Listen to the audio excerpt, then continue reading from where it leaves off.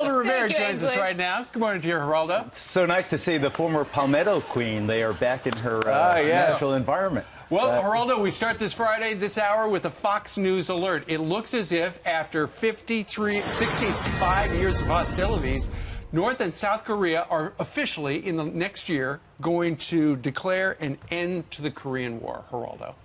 It is a fantastic, apparent breakthrough. I don't want to be naive about it. I don't want to pretend that we haven't had false starts before.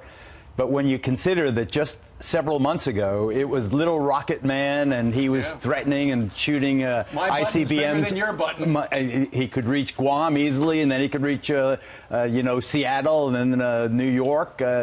And he kept evolving, and he sent those missiles over Japan, and now look where we are now. It is a fantastic, apparent breakthrough. I keep modifying it because I was there in the early 80s when they had a rapprochement, not unlike this, maybe not quite as dramatic. You didn't have Kim, the senior, crossing over the DMZ actually into South Korea. I mean, that's what happened this morning. It's amazing. It is amazing. They planted a tree together. I love the idea that they're doing televised reunions of families divided by the war, that they will have a formal treaty declaring an end to the war. There's Moon and Kim, and my goodness, look at them holding hands. When you think of the timing of all this, Geraldo, Mike Pompeo, we have photos just coming in our newsroom overnight of his meeting just a couple weeks ago with Kim Jong-un, but also President Trump with that meeting just a few weeks away.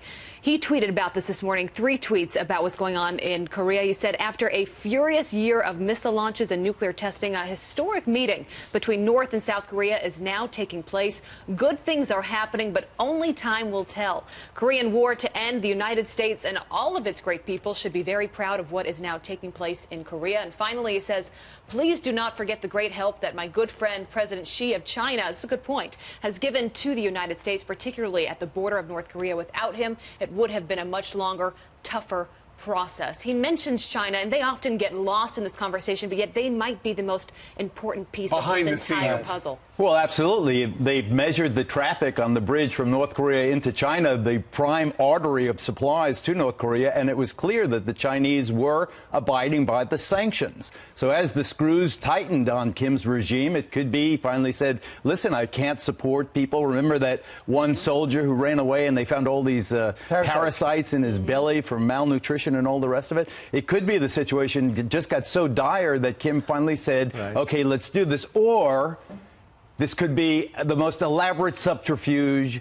He could be leading us down the primrose path, and then we'll say, surprise! Here's my nuke. I'm going to rattle it one more time. The belief in some inside the White House is that the legitimate military option that got to North Korea for the first time ever let them understand that we were serious, and along with the words that came out of President Trump's mouth. However, I think about Otto Warmbier and his family and what they did to him. They are suing the country. Mark Short said this is said this morning he's a legislator, the chief legislative advisor there. He came out yesterday, had no problem saying this is a murderous regime. We have our eyes open. The president says, if I don't like what I hear, I'll get up. So he's lowering expectations and not letting people think that he's caught in the euphoria of the moment. But I want everyone, in case you were not up to a couple hours ago, this was the unscripted moment between Moon and Kim into the south part of the Korean Divide. And we are declaring a new era of peace. Over the past decades, we endured the tragedy of secession, but now we are here together because we overcame all those hardships. Let us go forward step by step for the bright future together. I sincerely hope that this declaration can satisfy all of you who have got high expectations and aspirations for the peace and unification. The big question, Geraldo, is apparently they have agreed to work together to denuclearize.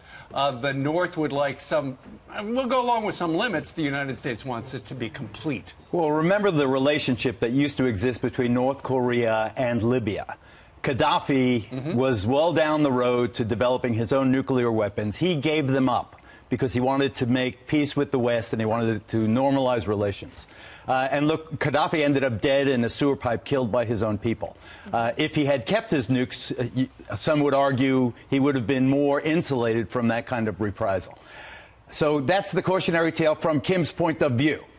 Now, does that mean that he can't go forward? I think that there's plenty of room there.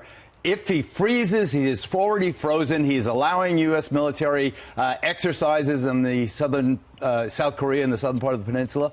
He has not complained. It really does seem to me that this is different. This has a vibe of history. This reminds me of Nixon China, 1973. And Geraldo, just quickly on a human level, because you have been over there, you think about the people that died during the Korean War, bringing families together. What does it mean for so many people that have suffered? Well, let me just say, as a proud Puerto Rican, the Borinqueños, the military was segregated in World War II. By the Korean War, they were integrated. The unit from Puerto Rico was in North Korea. They suffered devastating, they were decimated in terms of casualties. So this has a special resonance for people of Puerto Rican descent.